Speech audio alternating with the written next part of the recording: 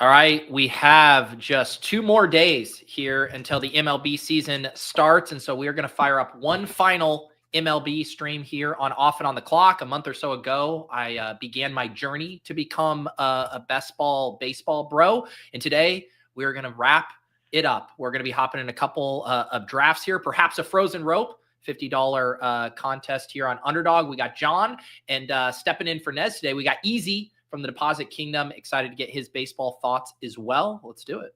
Kick off.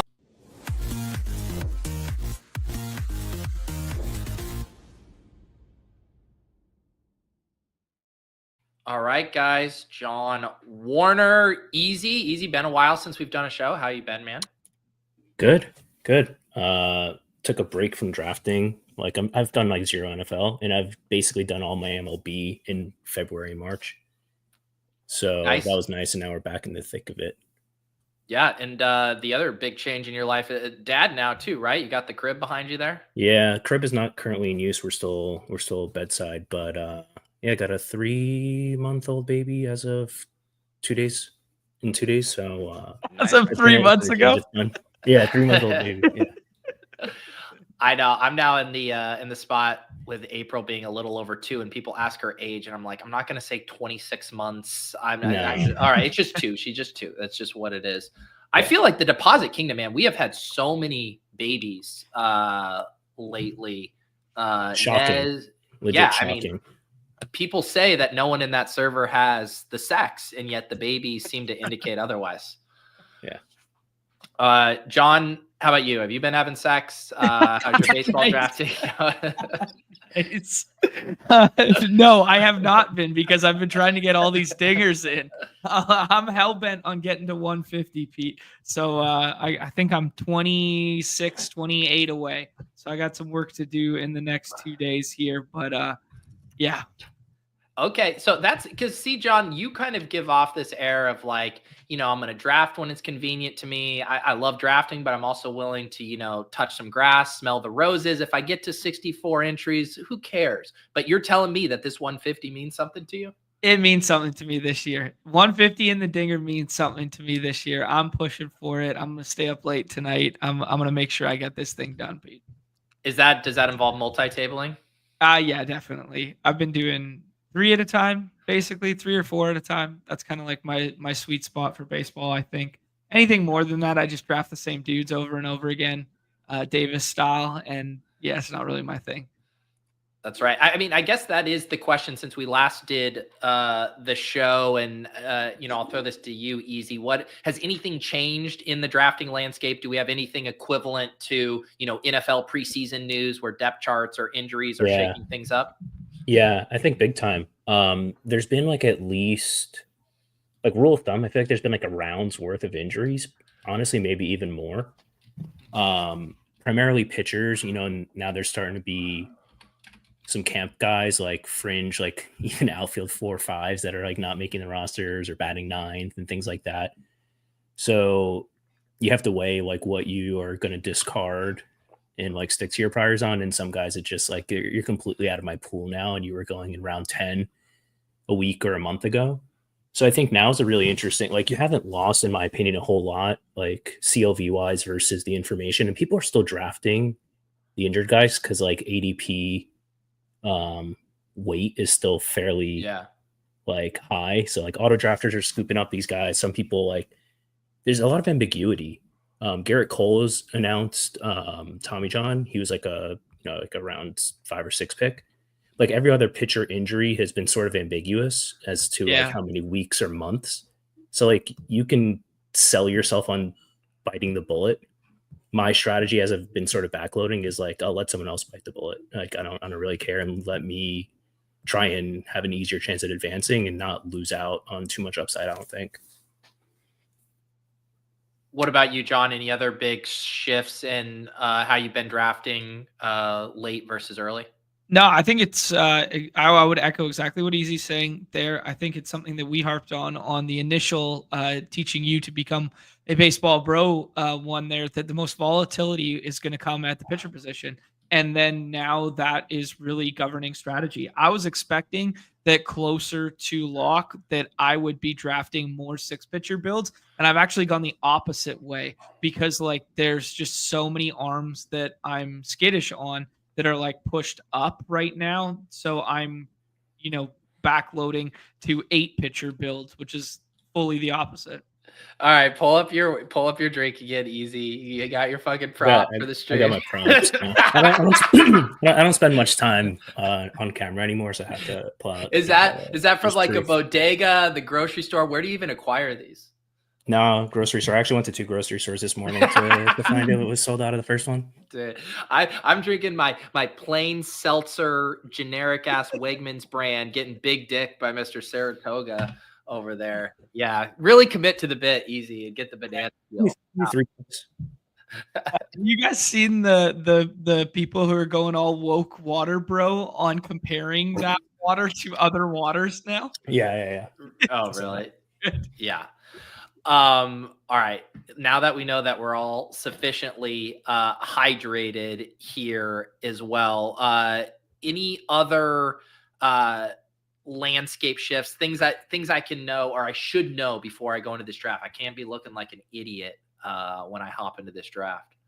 Maybe a couple like player specific ones. So people are a little scared in the first round right now of Gunnar Henderson because he had a lingering kind of like oblique thing that was going on, and now he's going to start on the IL. He is not a huge concern for me. I think it's like he's been taking swings on the backfields and that sort of thing.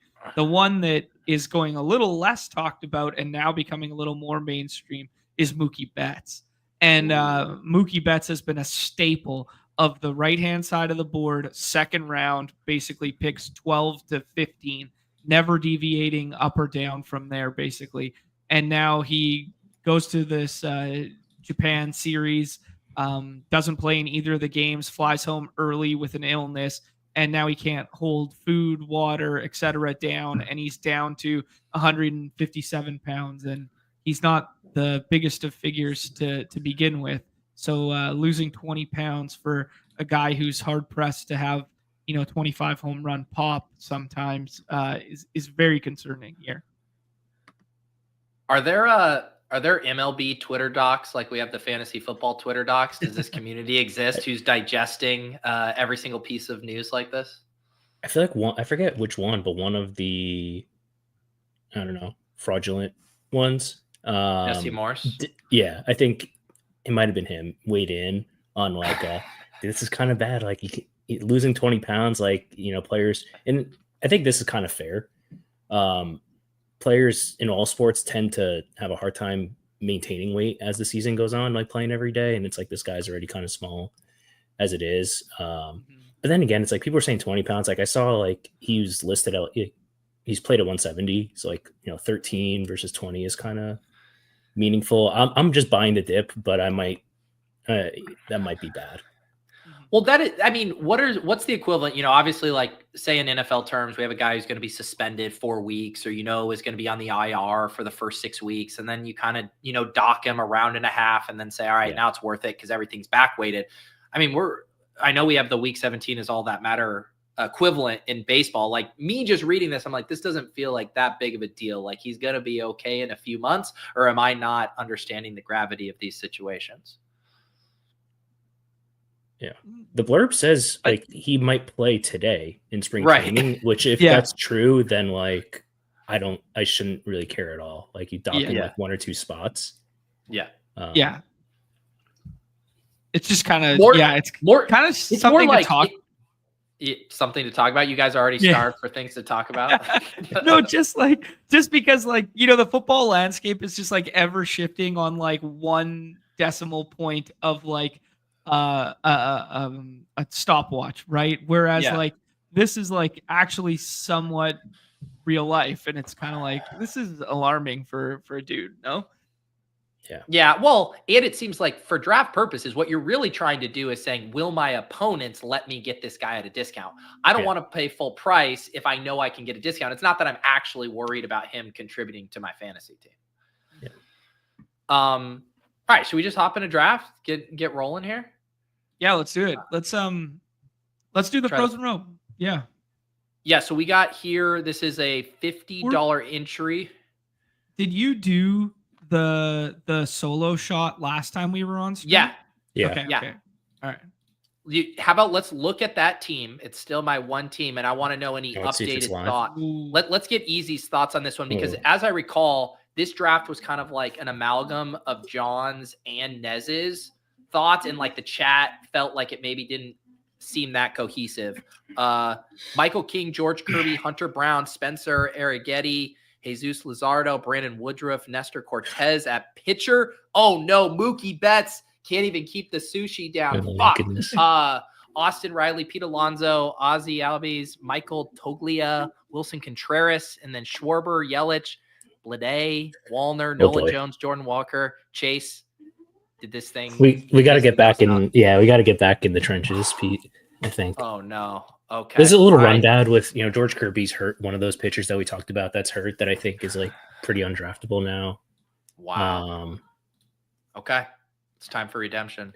Chase is hurt. You got some you got him some CLV though, like some good picks, some bad picks. It's hard to win out of the 12, I think.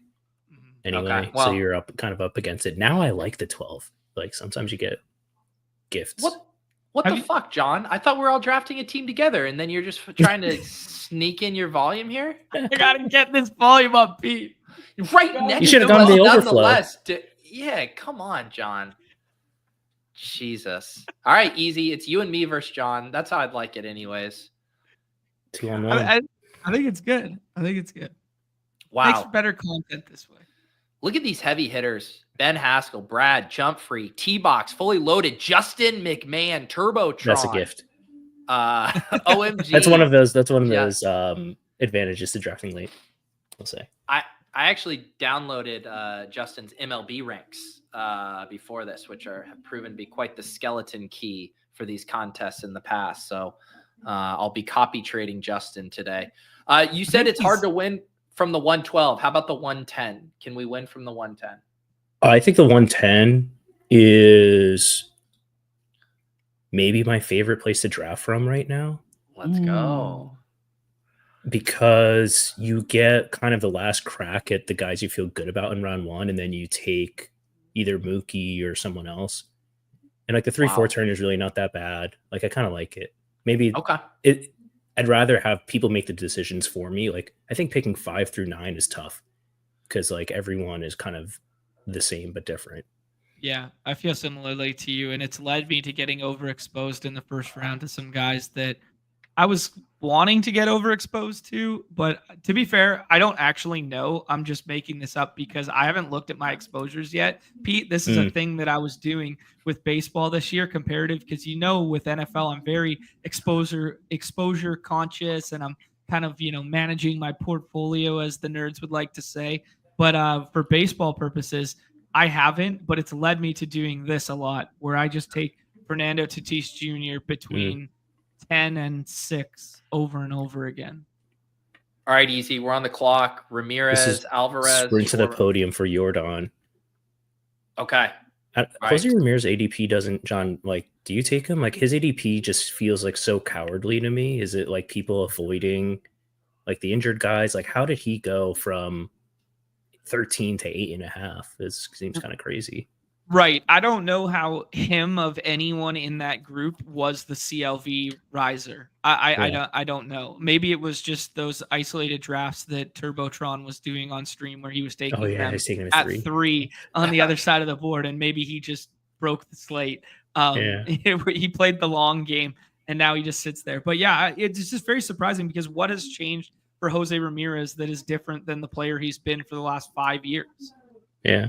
Which is fine. Nothing against him. It's just like weird, at all. Yeah. Like for him to go, like to cement himself into that like tier when he was a whole tier below.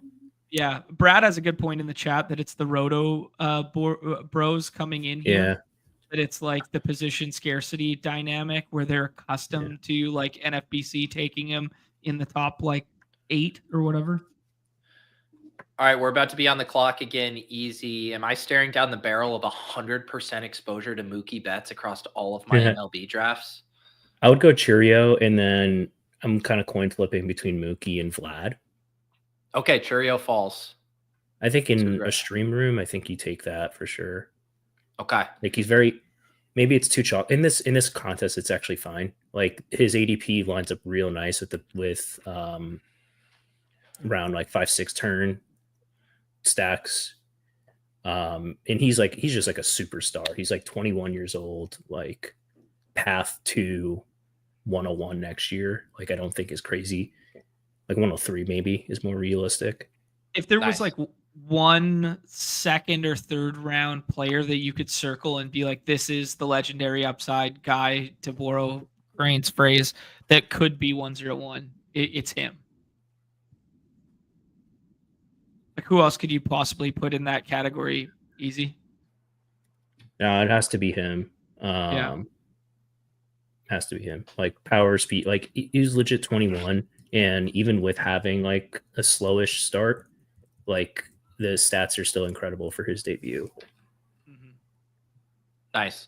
All right, we start Jordan Alvarez and the future 101 Jackson Churio. What are you doing over here, John, next to us? I'm cooking up the John start of all John starts. This is my move, Pete. I'm a one-trick pony.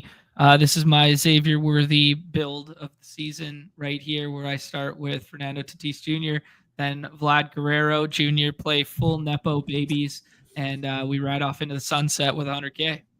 So how many times have you drafted this exact start? If I do these two and then the next two that I plan to do, I would venture to guess 15 times. And then are you intentionally mixing and matching the back half of the board around these, or are you just full Davis Maddicking this? No, I'm just Davis Maddicking the first 4 rounds usually. Okay. All right. There you go. We see our first pitcher. Whoa, back-to-back pitcher. T-box. That's a contrarian build, right? Two pitchers through 3 rounds.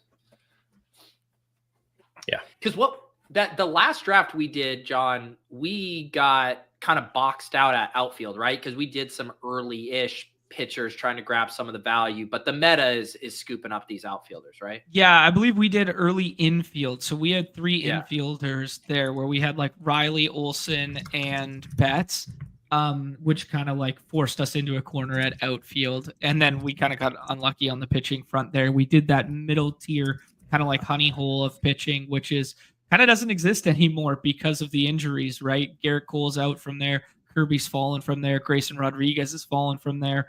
So yeah, it's a very different landscape now than it was then. We are getting the start. Now, most people here would tell me to take Anthony Santander for the stack, but we are going to play the GD hits, and we are going to take comeback player of the year, Michael L. Trout. All right. Easy. What are we doing on the clock here? So Santa, I like Santa more than most. I think it's him or Devers. If we want, we get it. We can take care of infield later. Okay. All right. We'll grab Santander, I believe named after the bank. And John Trout. So you're saying if it weren't for injury, he'd be like a first round pick or coming off of injury? Yeah, I mean, if we're playing the daily slates for every day that he's healthy, he's going to be going in the top 3 picks every single day. Basically, all 3 of these guys will be, but the calling card for the reason why they fall in particular into Tatis and Trout is their durability concerns there. Trout moving out of center field, though, a little bullish on that, just in terms of the toll that it takes on his body. But famous last words on Mike Trout, because he hasn't been able to string it together in a long, long time.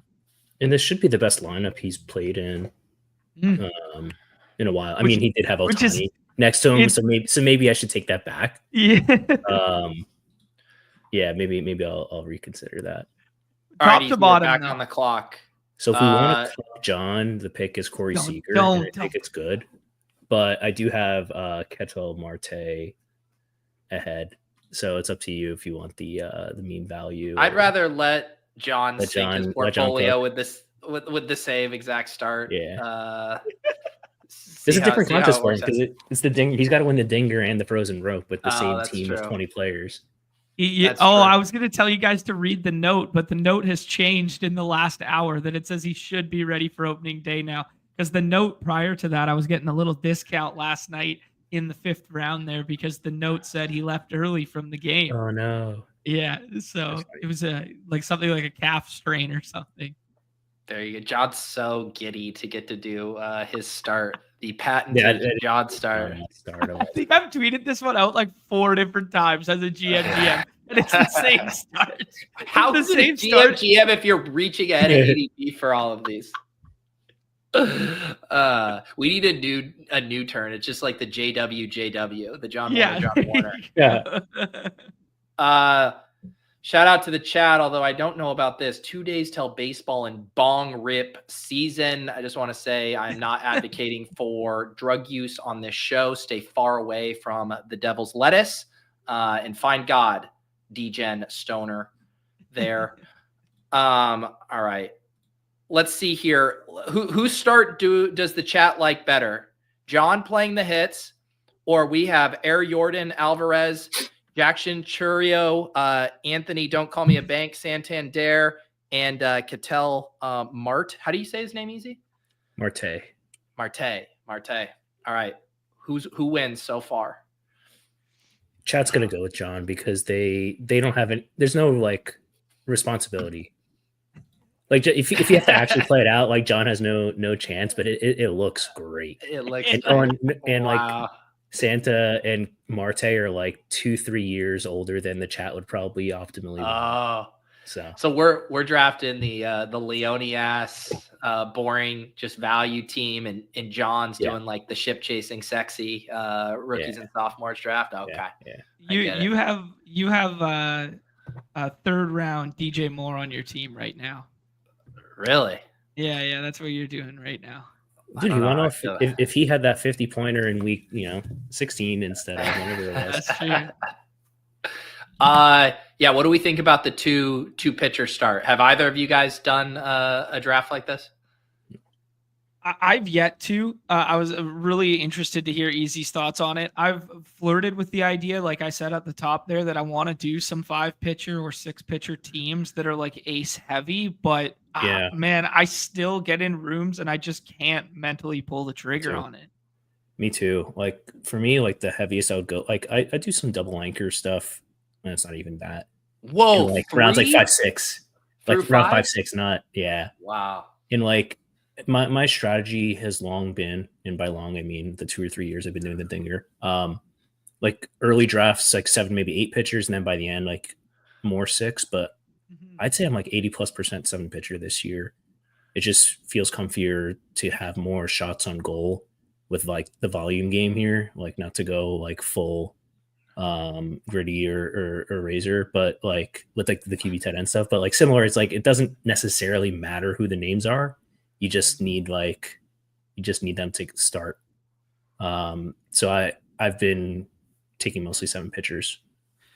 Yeah, I agree with you, Easy. I think the vast majority of mine are 7 too, and I'm not overly densely concentrated on any particular arms outside of maybe 1 or 2 at the upper ends of drafts that are like ceiling shot guys that I think are still mispriced, like Tyler Glass now, for instance, where it's like if everything breaks right for him, what's the difference between him and Spencer Strider? Yeah.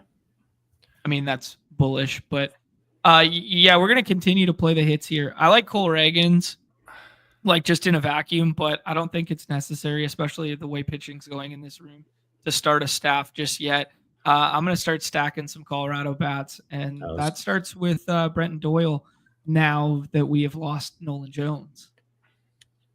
All right, Easy. What do we? That sets us up. Like this is like the brain, like the auto pick here is like Yelich, and then you take Contreras on the way back. I think just to get.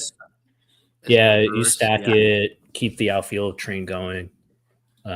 Feel good about shutting it down at 6. Like no late outfielders have really emerged. Like there's 1 or 2 guys I could sell myself on, but like inconsistent playing time, like part-time jobs, batting 9th, like type stuff. There's one guy I actually kind of like that we're going to be fighting John for in like a half hour. But yeah, like I like having, like, not to go full like 0 running back, but like 4 through 5 outfield feels pretty good. Unless the room like gifts you like the superstars. All right. So we get our Milwaukee guy there. And so then it's pitchers. And now we got Contreras here. We just keep hammering that. Okay. Yeah, that's fun. All right. And I guess it's chalky, but like it's only this is a 20 person or 30 person final. So like 30, yeah. How chalky can it actually be? I'm not worried about it. Yeah. This is it's 2 of 12, 2 of 10, 2 of 10, 30 seat final here. This is the spot where I start to struggle with this build, because there's a lot of guys in this range that I really like, and I like taking the sexy ceiling shot on like Caminero, Dominguez, or Dylan Cruz as all like that next tier breakout guys. But then I also have this mental hurdle where it's like Cole Reagans is in a tier of his own in this I like that. Like range, where it's just like Cole Reagans could win AL Cy Young and nobody would bat an eye. And he's so much further ahead than the tier behind, in my opinion. Then like I just like to start my staff now and like lock that in, because now I can have a 6 or a 7 pitcher build depending how I see it. Yeah, this is sort of like the sweet spot for like starting your staff with a guy who still could be in the ace conversation, but you're getting like a 2-round discount. Yeah, I think you could still make that bull case too with like Spencer Strider a round and a half later now, but there's obviously more extreme volatility associated with that. Yeah. What's the latest you could wait to start? Let me get the terminology correct. Building out your staff. How late? I mean, I was telling Easy earlier that I was experimenting with taking all 6 at the infield and outfield. So through 12 rounds, and then just pushing the plane on the next 8 with like 30 ranked pitchers, and then just push the plane and just go 8-6-6, and you have 12 hitters. Now that kind of pigeonholes you to having contrarian bats in the finals, which is like a nice differentiator, especially in the dingers with like, a scroll the F down stack or something, because you're not going to pick like a pick 200 guy in the 12th round because you're doing yourself a disservice, right? But I think it's fun to have in your portfolio a couple of those. I wouldn't advocate for it every single time. Yeah. All right. Let's see here, Easy. Do we looks like we just saw a huge pitcher run, right? At least by ADP, they were all just wiped out. Yeah, and like if you click the pitcher, like we're not quite on the clock. Like we might end up punting it and like going full like start a pitcher in round 10. Love it. Or 9. That's that tends to happen, especially for me, because once you miss this Reagans tier and it goes to the other side of the board, all those kind of like last ditch, those might be your ace guys go, and then you're like left with, okay, I guess I'm just punting and hope I get an ADP faller later to start my staff. Yeah, and like we have, and not to be like too week 1 pilled, but like now we're starting to see who made the rosters and like who's on opening day rosters and has a rotation spot. So like I don't care that you have a rotation spot opening day, but it's like because I don't necessarily need those points, but it is good to know who's making the team. We're on the clock. Do we do Altuve with Jordan, or is that not a stack? Altuve is not someone I like target outside of stacks, so like I would maybe push him. So I would go back on what I said. Pablo Lopez is someone in Valdez.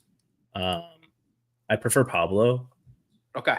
Here, and there's really no correlation to the bats and hitters from the same team.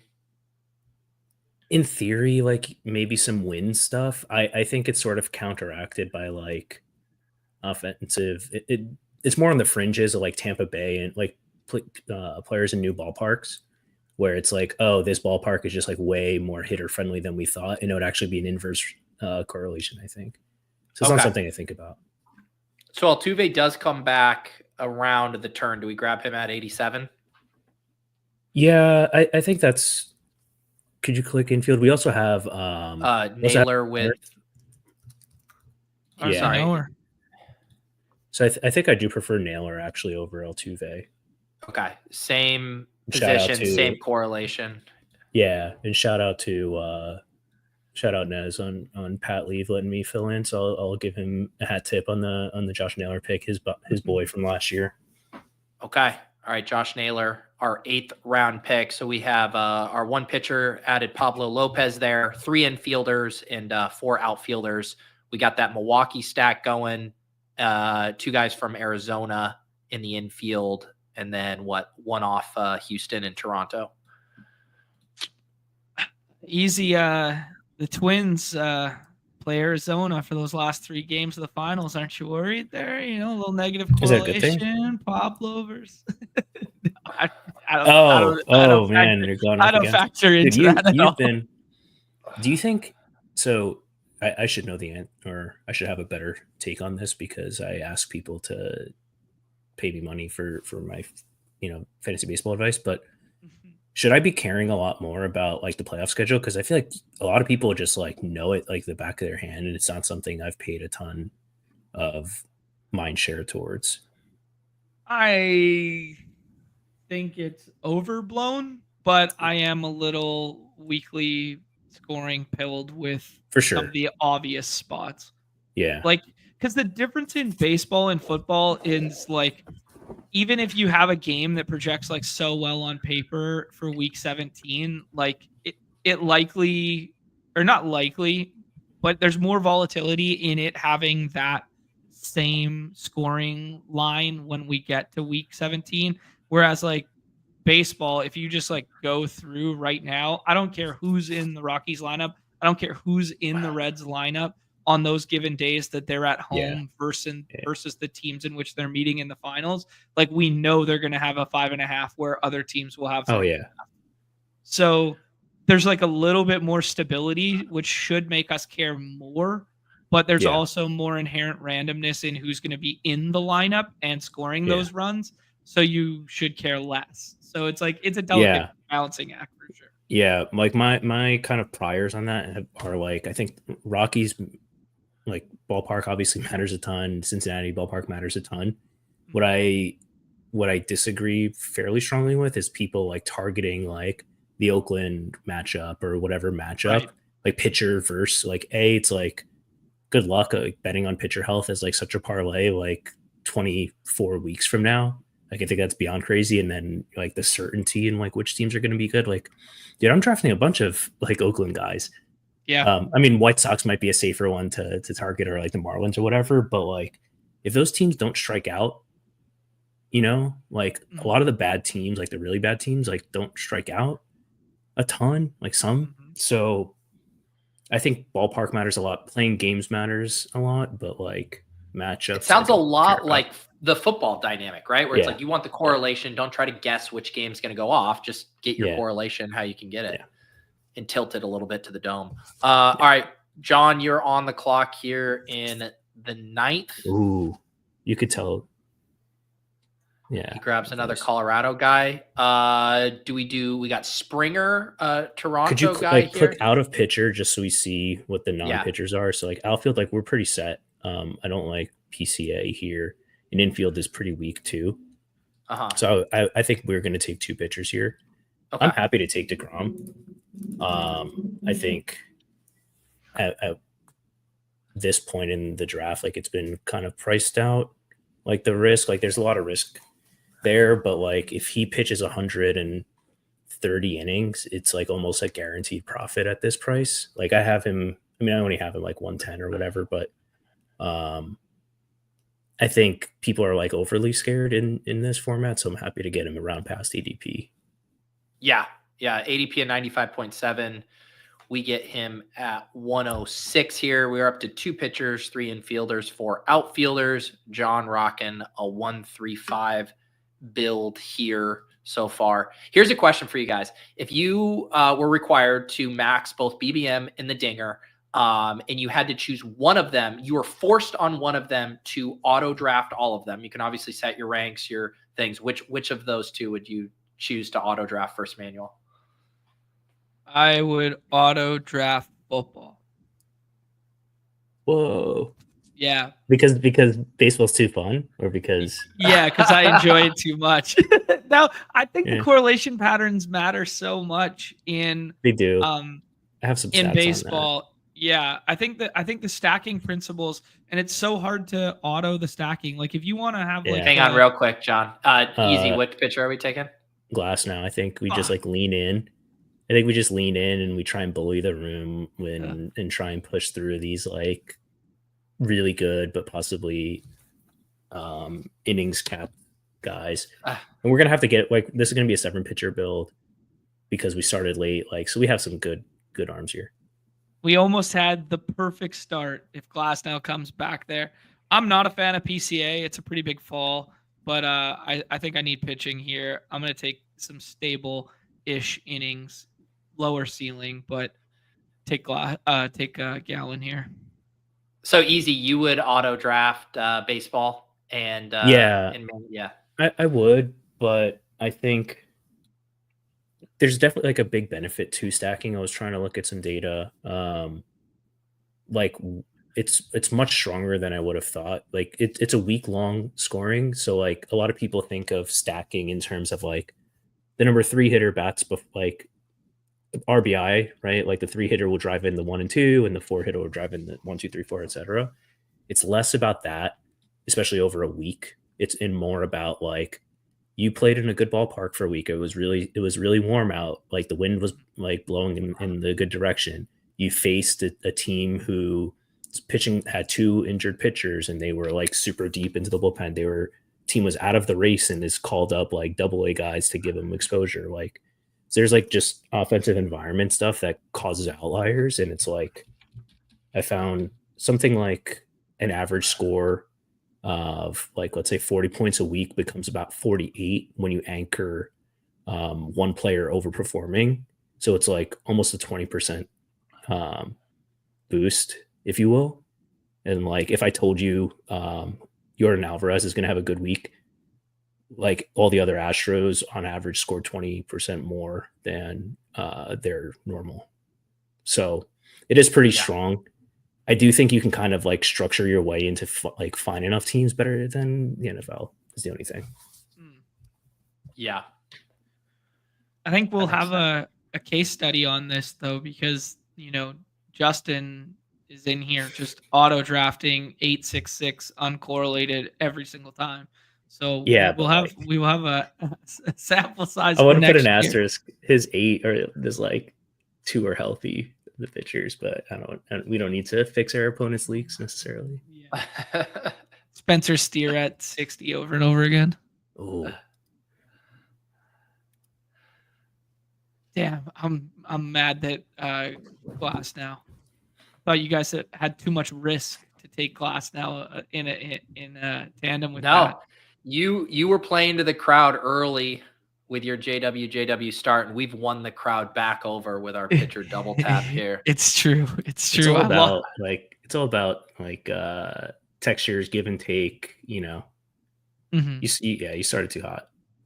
I did start too hot. flew too close to the sun.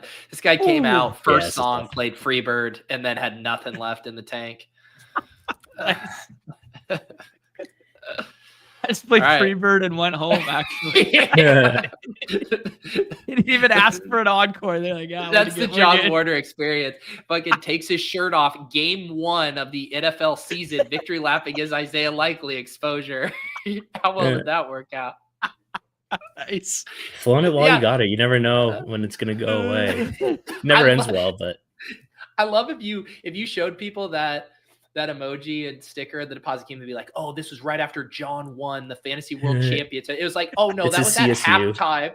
It's a CSU blast off.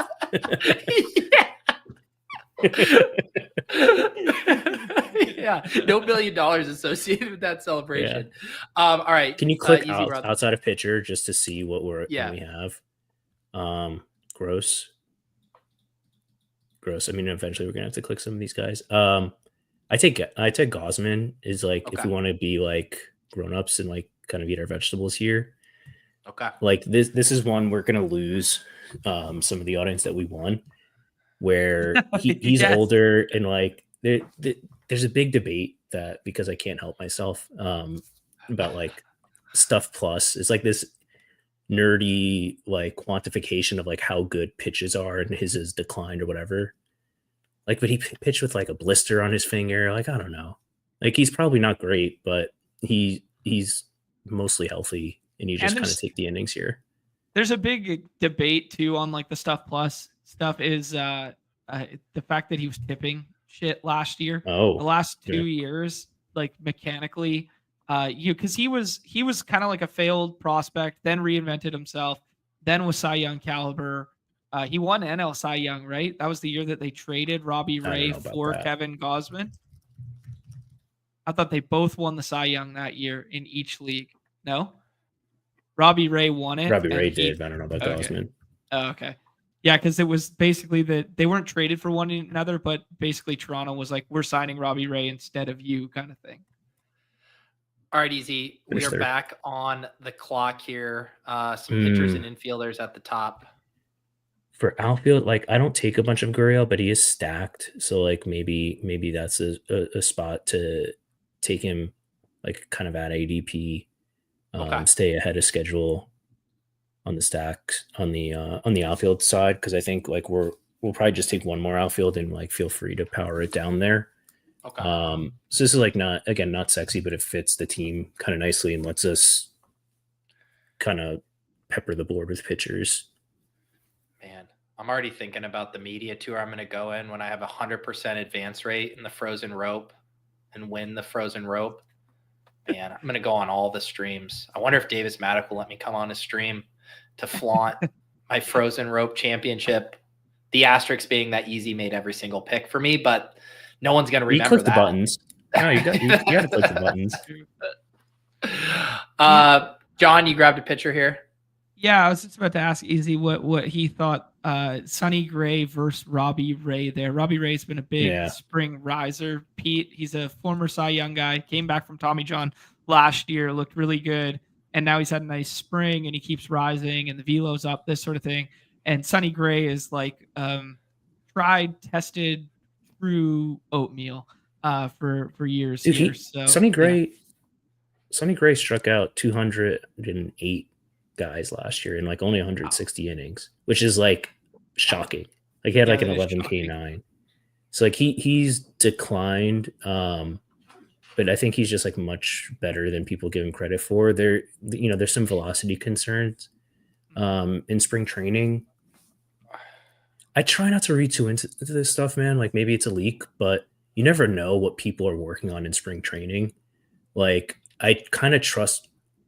There's two sides of the coin. One is like, when a veteran loses it, he just kind of loses it. Like the cliff comes fast, and like a guy's going to go from good to like out of the league, like in an off season. And like that can for sure have happened.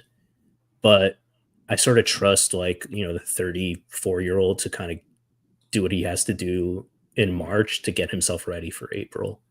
Yeah. So that's sort of where I lean. And some contender's going to trade for him, man. Yeah. It's like, a good ballpark until he leaves, yeah. Yeah, like Yankees are top of that list, in my opinion, with all the injuries they've suffered in the rotation. Yeah, bring them back there.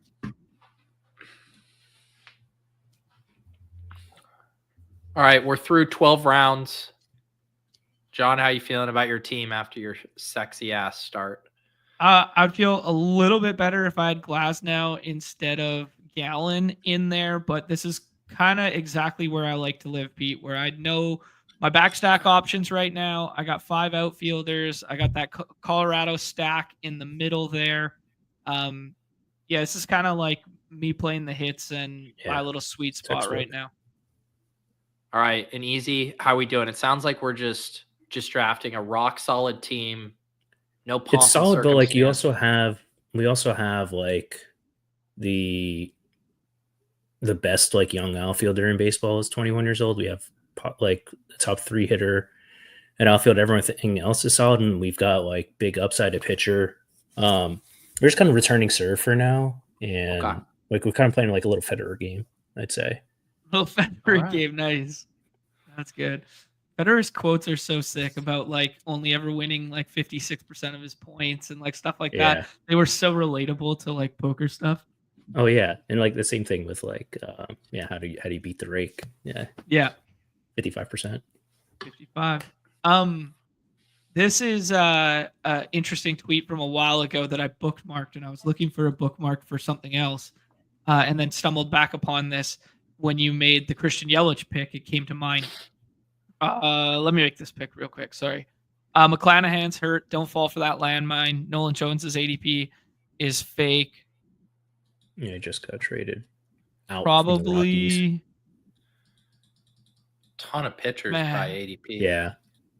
I'm a Pavetta guy, but like it's just getting harder and harder to keep chasing them all the way up the board like this when you used to get Pavetta. Like those staffs where... Can you click and feel for us, Pete? Yeah. Clay Holmes, Pavetta, Gavin Williams were all in the 70s, and now they're all in the 40s and 50s. Outfield's kind of rough. I would just take another pitcher. We're gonna have to go late infield. I feel okay. I like Gore and I like Clay Holmes. Okay. Any preference? No. Let's go Gore. Gore's more like the on-brand pick. Like Holmes is Clay Holmes has been a riser that I've been like late to, and I'm just kind of like sort of anchoring around his ADP. Yeah. There's some volatility there, like failed pitching prospect turned into like a ace reliever for the Yankees, but I'm a little more skittish on it than people are because like I think it's like really hard to build up to innings, but also the Yankees turn literal garbage into ace relievers all the time, and they just go back to being garbage.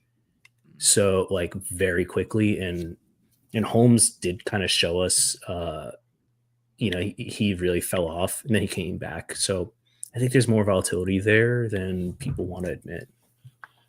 Okay. So you're saying he was a starting pitcher, then became a reliever, and now is back to a starting pitcher? Yeah. Okay.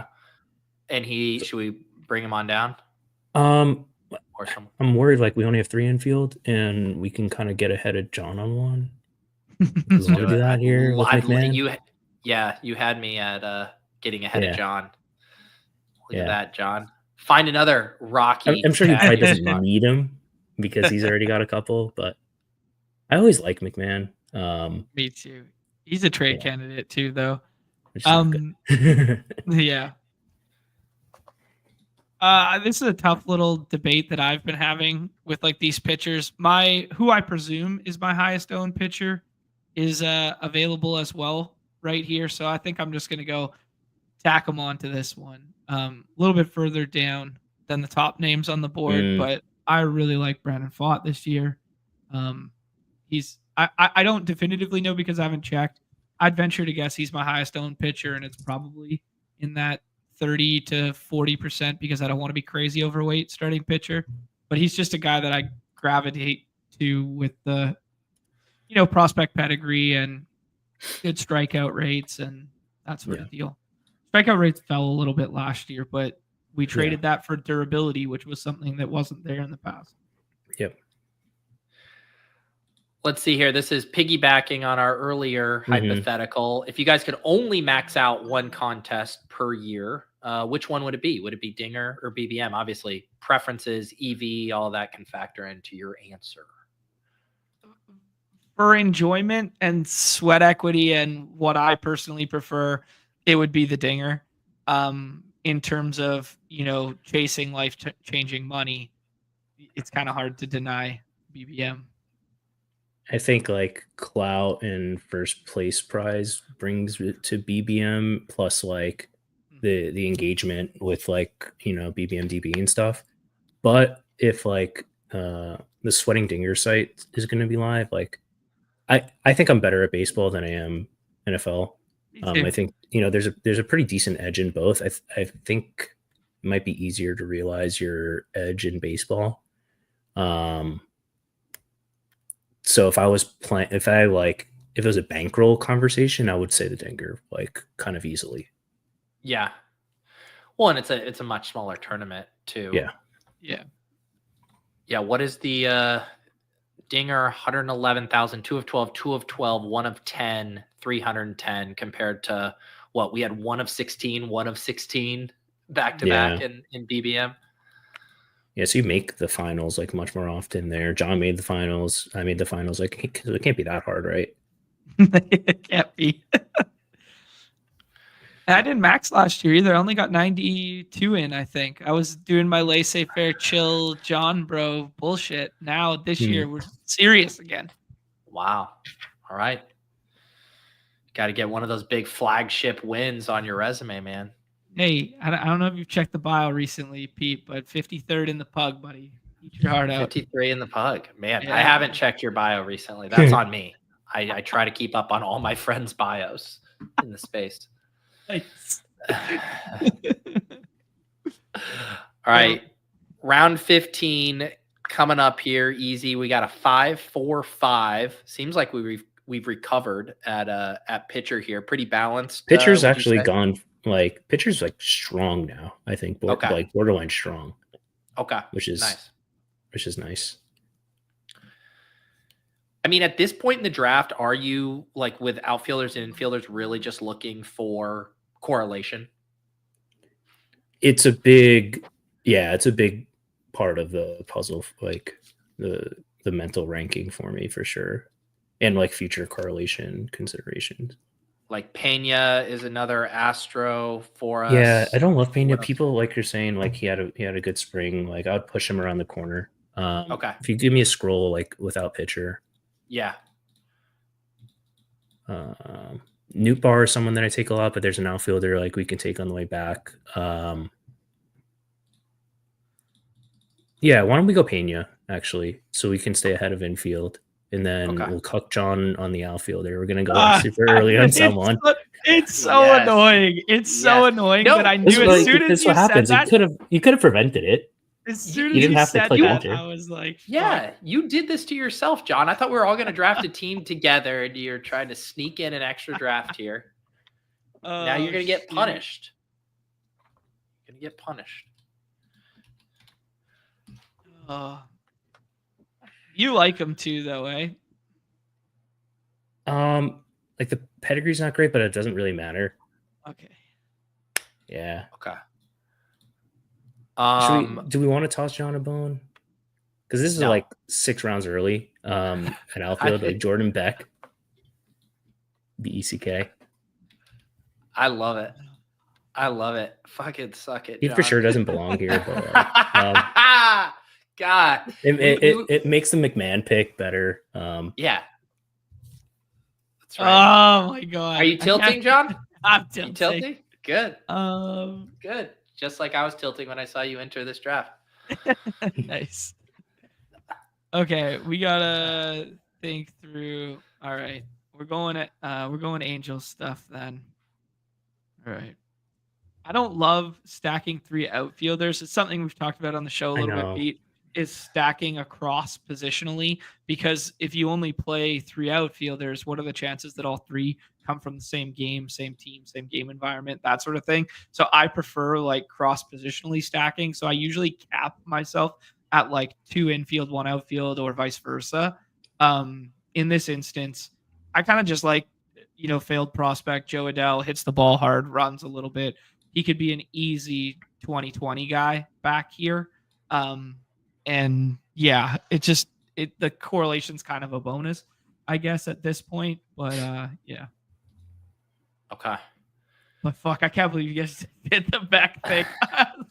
It had to do it. Like you would have. I feel like you would have started to sweat if you remembered. Like if you remembered we had McMahon, you probably would have taken him at your next pick. Oh, for sure I would have. Yeah, that's like I've mentally planned out what's happening here, easy, and he was definitely penciled in for 17th round pick. Yeah. I think we're really doing you a favor, John, because you're clearly on autopilot here. You've lost the ability to be a free thinker. And we just snapped you back into reality to live in the moment and to actually react to what's happening. The nice thing about the independence of thought here is these are my thoughts, at least. You know what I mean? Like it is a little bit of the Davis pill here, where it's like I feel like my thoughts are independent of the, what's the word, cabal. Mm-hmm. You're also not being like a hometown homer. You're just like being a homer for your brain.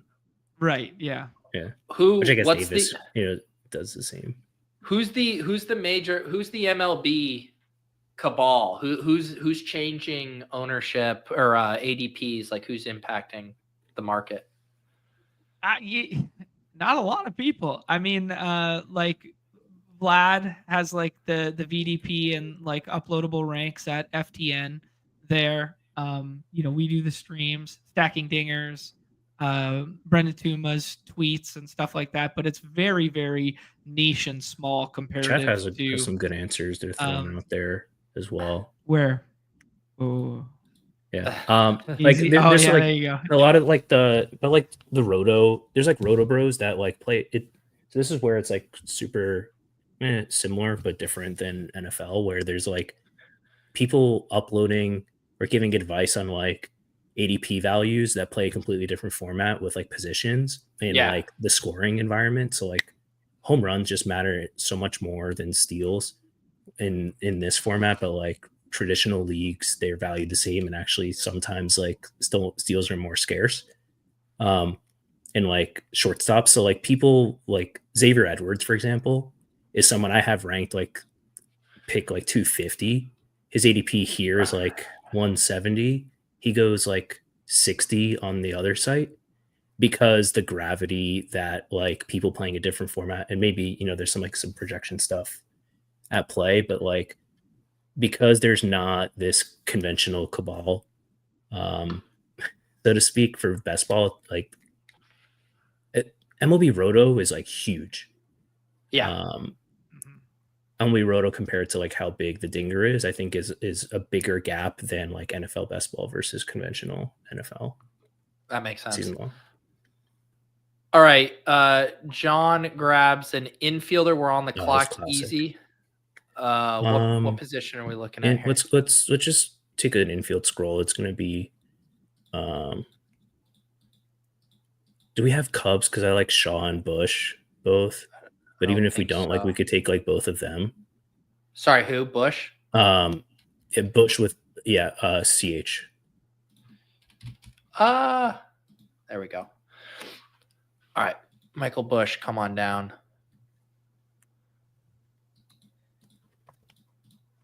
All right. Yeah, so it's a cheeky little like infield team stack that we should be able to get this corner.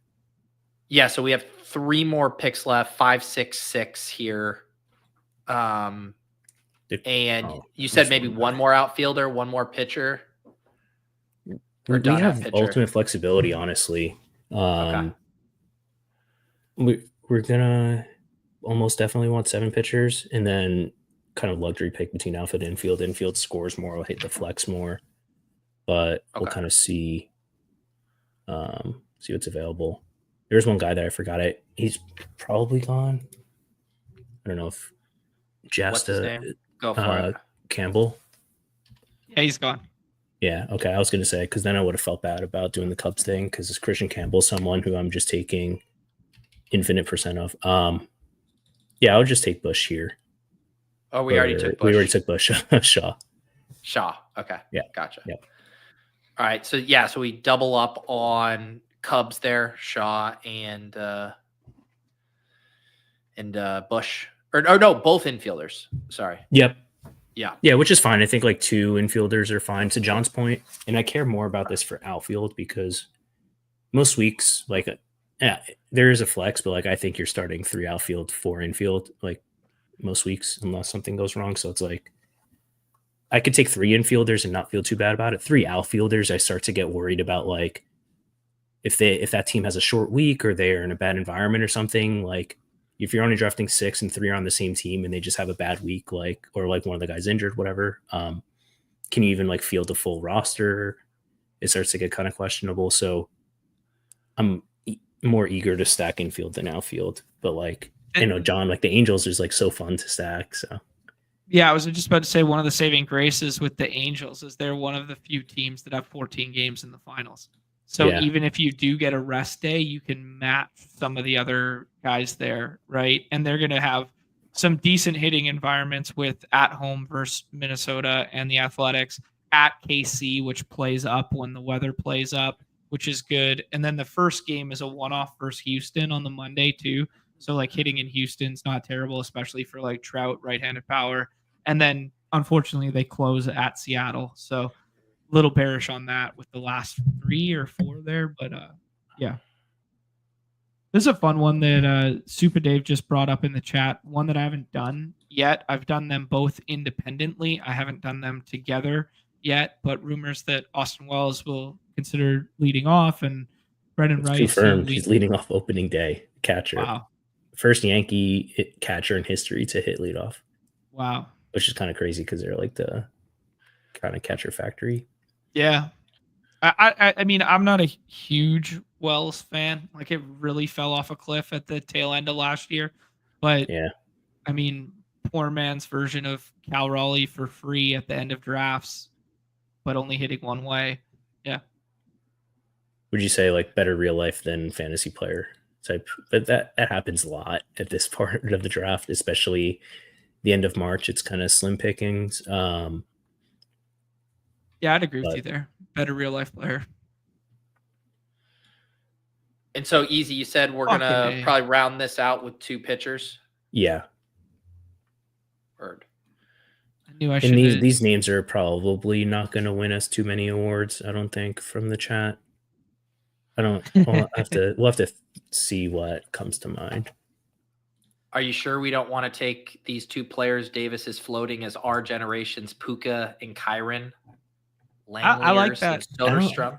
They're one of my 2 most commonly backstacked pairings there. I mean, just isolated power in a AAA ballpark that's going to be way hotter than anywhere they've played before. Yeah. They both have 30 home run ceilings. Yeah. Some catcher FUD exists. I think it's not super real because like what else are they going to do? Right. Yeah. Yeah, you could throw Jacob Wilson, I guess. Like I did finally bend the knee. I took 1 Jacob Wilson share just because I am scared of Nez. Like Nez is the one guy I'm like scared of Nez dancing on me. Man, I was gonna do the Neto thing, or I was obviously setting up the Morel thing with Brandon Lowe, but Brad ruined that party. So now I'm in a weird spot because Bogarts doesn't come back either, which was kind of like I had three bailout stacks and none of them came back. I don't take a ton of Josh Young, but with Seager doesn't feel terrible. I could also do Jimenez, like Andres Jimenez, but that is more of a scroll the F down in the dinger type move. I think Will Smith will project the best, but one-off Dodger just feels bad. So I think I'm going to go with Josh Young. All right, Easy. Who are our pitchers to close this out? So John, do you take any Jared Jones? I mean, I think we're waiting on like it's Tommy John or like it actually might be okay here. Don't take him now. We can go a little more crazy with like screw it. Let's just take it. We need like some chat points. Like this might end up being a 6-pitcher build, but it's kind of a luxury at this point. Okay. Jared Jones, good old Pittsburgh. Or you get like kind of sick closing line value in. I mean, granted, we'll see how much of this contest still is yet to draft. It's only like 50-60% full. So like I don't want to kill our little edge here, but also, for the format, if you're playing any contest, like you might want to consider this one because of fill rates, but this one 4,500 entrants and only halfway. Going to be tough for this thing to fill by Thursday. All right, who's our final pitcher here, Easy?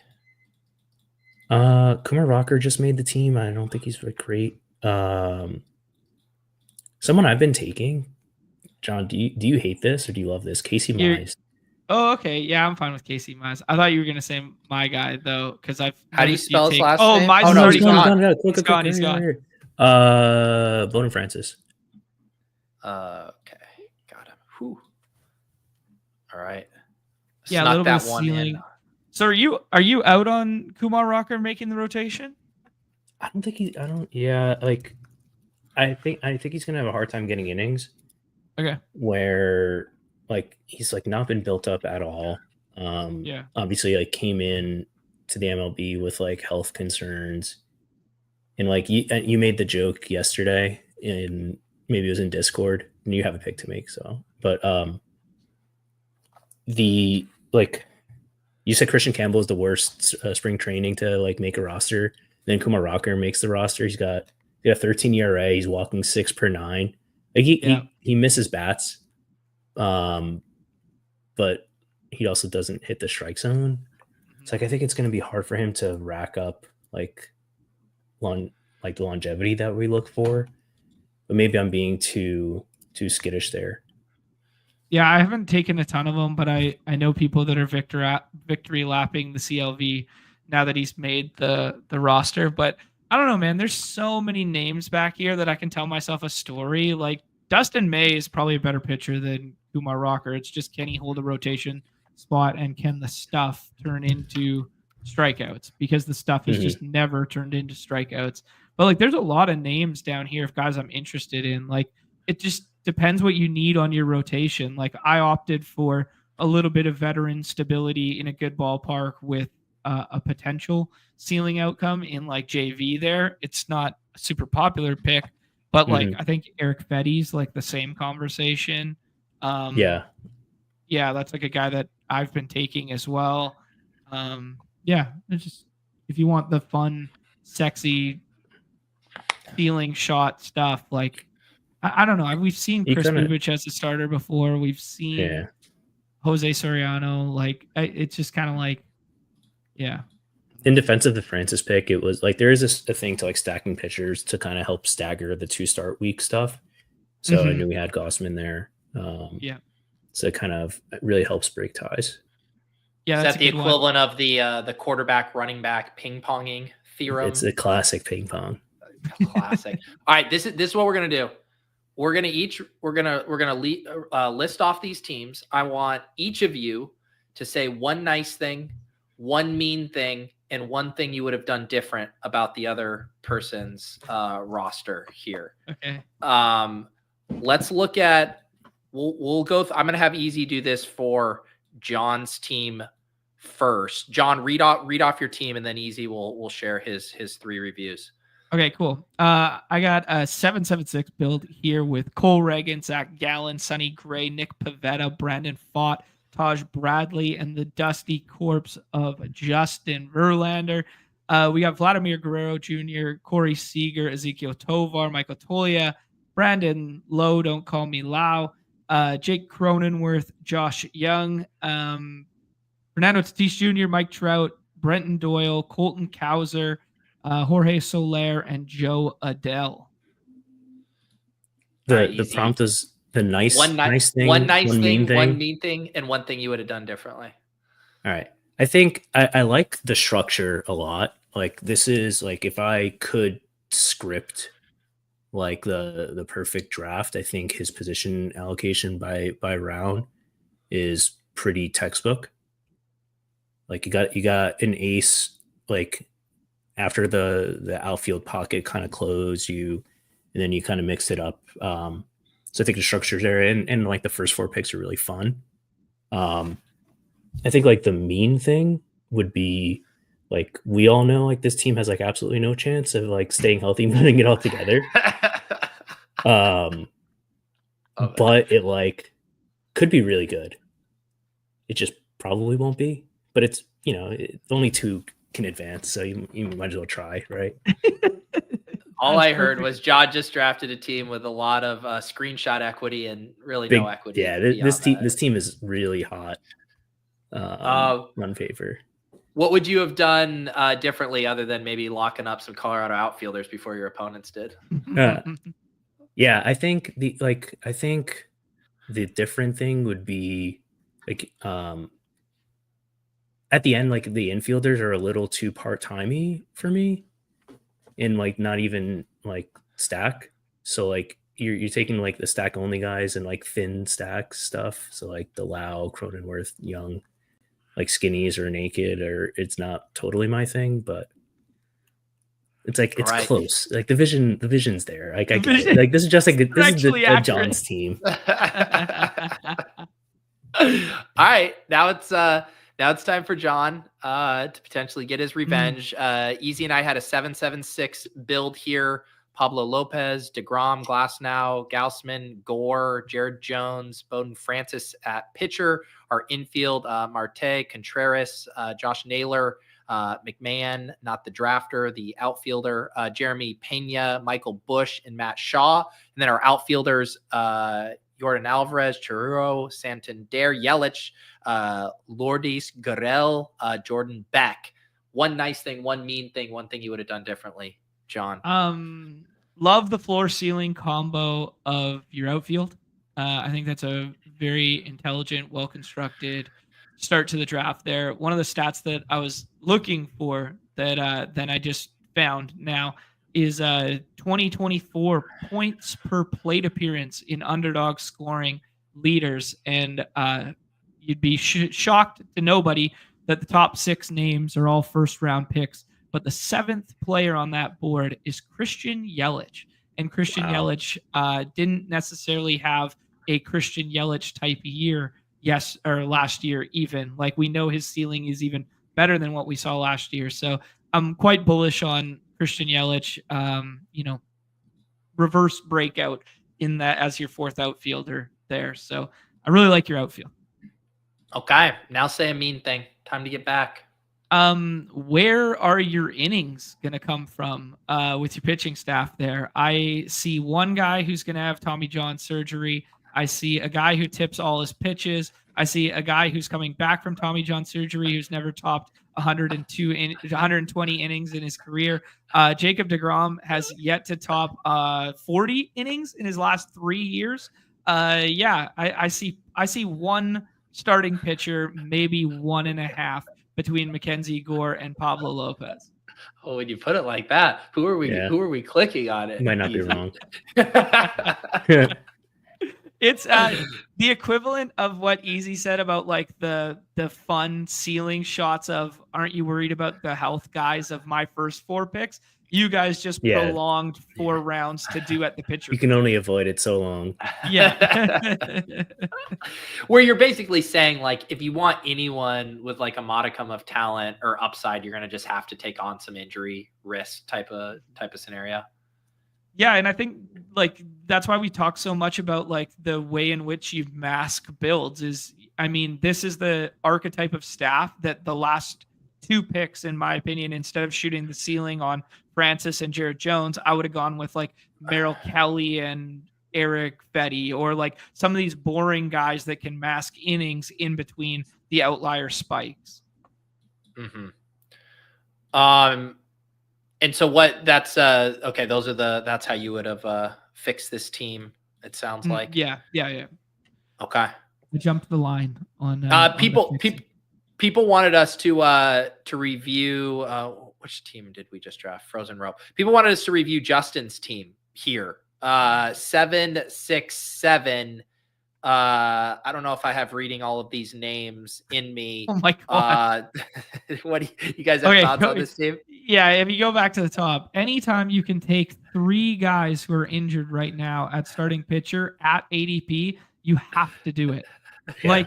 Like Shane McClanahan's ceiling is 80 innings this year, and that's if he gets a surgery to move a nerve in his tricep. Grayson Rodriguez might be done for the year. Brandon Woodruff has an injury that no pitcher has ever come back from. George Kirby was supposed to get PRP injections in his shoulder and opted not to. You want to talk about finding this stuff innings. Makes me feel good about ours. Yeah, yes. We've had less innings than Pete's. I do. Yeah, because this is what we're competing with. Yeah. It's like it's almost like he had a formula to indicate like injured or not injured, and like he did the wrong sign. Like it was a plus instead of a minus. It's like I don't really know how you get to these guys. Yeah. Like, especially at ADP right now. I mean, there's some bullish signs that like Grayson started throwing again and Kirby's throwing again, but like, I mean, they're at least a month and a half behind at best, which is like, and it's not like, and like people talk about like, week 17 and, all that matters. And like, there's an equivalency in the MLB best ball for sure. But like a pitcher that starts late it's not like a rookie running back that like, oh, he's going to come on in September. It's like a pitcher that starts late is almost like just as likely or even likelier to get shut down early too. Yeah. So there's not really a benefit in like a guy that starts in the minor leagues. Like those innings count too. So like you don't get this like, and any start he's not making in April doesn't help you. He's not going to be fresh in September. He's going to be dead in September. Like exactly. Yeah. Well put. Beautiful stuff here. It sounds like I wasn't going to win the frozen rope, and it sounds like I'm not going to win the solo shot either, but I sure had a lot of fun drafting these teams here, John. And I hope you feel good about yourself, John, sneaking in that entry that we were all supposed to draft together. Bad times money right now. I'm on the clock right now, Pete. I got to get these things done. If I want to be the baseball influencer I dream of being here, I got to make sure I'm in the contest. Wow. Is that real? Is that the end game, John? You win this, and then you're more of a market mover than Nez next year at this time? Is that the end game? I mean, many suggest that I should already be, but yeah. You were like third place after a week in the Dinger finals, or maybe it was like a day or two. It was after the first week. I think I was winning after the first week at one point there. But Brent Rooker, I didn't have Brent Rooker. My one share of Luke Rayleigh. You hate to see it. No, it's not an end game. It's just I really enjoy this stuff, so I want to make sure I keep drafting it. You have another show scheduled for today at 5 Eastern, right? Yeah, no hoops today. There's just so much going on, but I really wanted to service the Puck Bros. Puck guys assemble for 5 p.m. Eastern, 2 p.m. Pacific Standard Time there. Matt Moods and DJ Mitchell are going to come on there, and we are going to do the Zamboni. I don't want to get people too excited, but Matt Moody has been running the S words on playoff contests. Ooh. And now he's trying to find out. He was asking me earlier, some information about the dance and stuff like that, so that he could do that as well, and kind of compare cross sport if we are actually drafting these contests optimally of stacking up teammates and yada yada. Nice. Yeah. Zamboni playoff contest looks like those close April 19th. So you got a little bit of time. Yeah. On those. But yeah, excited to check that out. We should definitely do an off and on the clock puck show at some point as well. Easy. Let people know you got the sheets going for MLB, or what's good there. Yeah. I mean, only a day or two left. So, there's better places to donate, but, yeah, I'm kind of like as off the grid as I get. You can find me online and pick my brain. We'll see what we do with dailies. I've got some plans for NFL, but a little quiet reprieve in the spring. Spend some time touching grass and changing diapers, and we'll get back to it in the summer. There you go, John. Any other programming notes for you and the Badge Bros? Mike Sakarian tomorrow, full unabated hoops breakdown there, and then. Why do you keep torturing Mike with guest appearances on a contest he can't draft? Because he was the good luck charm last Wednesday. We got to run it back, baby. We got to run it back. I just have fun with Mike, and he knows his ball. So I asked him nicely, and he obliged. And then going to be going early on Thursday because it is opening day. So the 2 p.m. time slot is not going to work because the games are going to be starting at 4, I believe.